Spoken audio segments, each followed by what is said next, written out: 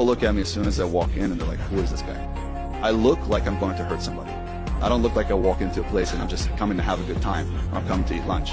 When I walk in, it's like I'm literally going to hurt somebody. The Titanic was an inside job. Yes, it was. The Titanic was sunk in 1912 because the guy by the name of Mr. Uster, who was against the Federal Reserve, he was such a strong figure that they couldn't put a bullet in him when the guy started war. Yeah. So they can't do that. So they built a ship and they made sure all the most important people were on this ship.